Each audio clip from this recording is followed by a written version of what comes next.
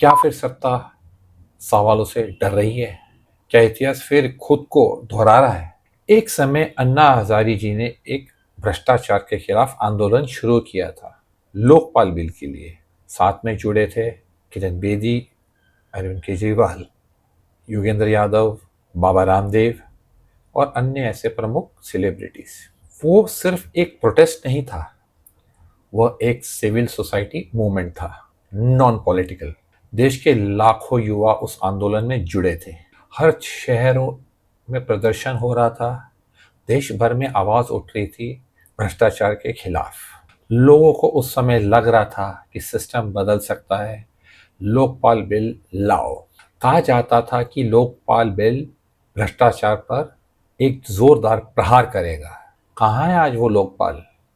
कहाँ हो रहा है प्रहार? आज लोकपाल मुश्किल से कभी सुनाई देता है। क्या वो आंदोलन अपने लक्ष्य तक पहुंचा? क्या सिस्टम ने उसे धीरे धीरे कमजोर कर दिया? उसी आंदोलन से निकले अरविंद केजरीवाल, जिन्होंने पॉलिटिकल पार्टी स्टार्ट की, आप आम आदमी पार्टी। शुरुआत में लोगों को बहुत आस थी इस पार्टी से, लग रहा था कि कुछ होगा। हुआ क्या? लोकतंत्र जो होना चाहिए, कहने का मतलब डेमोक्रेसी, वो आप पार्टी के अंदर ही खत्म हो गया। क्योंकि एक आदमी डिसीजन लेने लगा, वो थे अरविंद केजरीवाल। धीरे धीरे जो बड़े नाम जुड़े थे वो छट गए आप पार्टी से। तो आज बचे कौन अकेले? एक केजरीवाल। कहने का मतलब डेमोक्रेटिक प्रिंसिपल्स होना बहुत जरूरी है पार्टी के अंदर भी।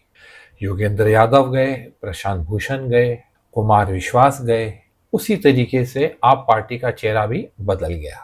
यही सवाल है, आंदोलन से निकली हुई पॉलिटिकल पार्टी में ही लोकतंत्र दब रहा है, मतलब आप पार्टी में दब गया, जिस कारण ये लोग छोड़ गए।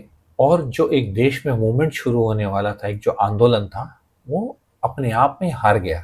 फिर आए बाबा रामदेव, जिन्होंने आंदोलन शुरू किया। उन्होंने भी भ्रष्टाचार के खिलाफ आवाज उठाई, भारत भर में लोगों को बुलाया। हुआ क्या? एक मैदान में लोगों को इकट्ठा किया और रात भर में सरकार ने रेड कर दी, मिडनाइट रेड। यानी आप इतना घबरा गए हो अपनी गलतियों से, या सिस्टम को समझ नहीं रहे हो कि लोग क्या चाह रहे, लोग क्या समझ रहे हैं। रातों रात उठा दिया रामदेव के पूरे आंदोलन को। टेंट हटाए गए, लाठी चार्ज किया गया, जबकि बहुत शांति से आंदोलन हो रहा था, कोई कानून नहीं तोड़ा गया था। डेमोक्रेटिक प्रिंसिपल यानी लोकतंत्र के अंदर ही हो रहा था। कई लोगों ने इसको सत्ता का जो शक्ति है, उसके पावर का, उसका दुरुपयोग किया गया था। पर जनता सब देख रही थी। सत्ता का अहंकार ज्यादा देर टिक नहीं सकता। तो हुआ क्या? चुनाव के बाद जो सत्ता में थे वो हार गए। आज फिर एक नाम चर्चा में आ रहा है, कॉकरोच जनता पार्टी, जिसके फाउंडर थे, जो मीम इन्होंने शुरू किया, यह व्यंग्य था, अभिजीत दिपके द्वारा। ये एक मीम मूवमेंट या इंटरनेट मूवमेंट कहलाएगा, जो सोशल मीडिया पर है। ये ऐसा मूवमेंट है जिसमें युवा इन्वॉल्व है इस सोशल मीडिया के अंदर, ना कि ये सड़कों पर आए हैं। लेकिन आज भी सवाल वही उठ रहा है, सीजेपी का अकाउंट रोका गया है, क्यों? कारण बताया जाता है कि अचानक फॉलोअर्स बहुत बढ़ गए। क्या ये कंटेंट इन्फ्लेमेटरी है? जिसमें एक चीफ जस्टिस के एक कमेंट, जिसने कह दिया भारत के युवाओं को कॉकरोच, क्या ये इन्फ्लेमेटरी स्टेटमेंट रहा? क्या इन्फ्लेशन की बात करना इन्फ्लेमेटरी है? क्या अनएम्प्लॉयमेंट की बात करना इन्फ्लेमेटरी है? भारत के युवाओं को जब कॉकरोच से कंपेयर किया गया तो मीम वायरल हो गया। 2 करोड़ के ऊपर लोगों ने सब्सक्राइब कर दिया इंस्टाग्राम पर। यह बात हुई युवाओं की नाराजगी की। आवाज उठाई थी अभिजीत दिपके में। ये बात थी सीजीआई सूर्यकांत और अजीत दिपके के बीच में। तो किरण रिजिजू क्यों बीच में बचाव के लिए आए? ये बड़ा सवाल है। क्या सरकार को लग रहा था ये मूवमेंट बड़ा हो सकता है? क्या ये इंटरनेट की आवाज सत्ता तक पहुंची है? फिर कॉकरोच जनता पार्टी का इंस्टाग्राम अकाउंट को हैक किया जाता है। कौन कर रहा है पता नहीं, अटकलें कहाँ लगती हैं ये आपको पता है। इतनी कोशिश क्यों की जा रही है? ये एक सिर्फ मेम है एक इंटरनेट के पेज पर, जो युवा ने इसमें अपनी आवाज बताई है। तो आवाज सुननी चाहिए कि दबानी चाहिए? ये सवाल मैं आप पर छोड़ता हूँ। या फिर सच में इतिहास दोहरा रहा है? फर्क सिर्फ इतना है, पहले युवा सड़कों पर उतर रहे थे, इस समय वो सोशल मीडिया पर है।